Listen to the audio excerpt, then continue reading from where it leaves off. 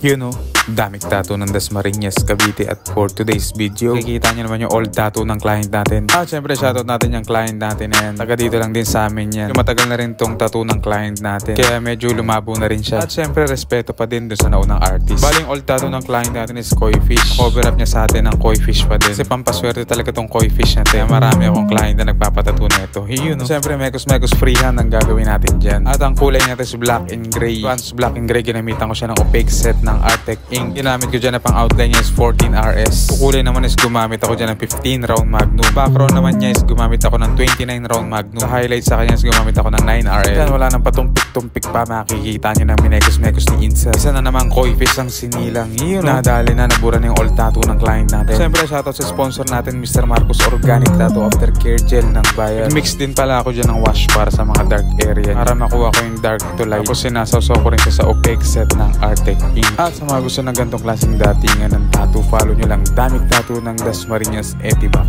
Yun, nadali na.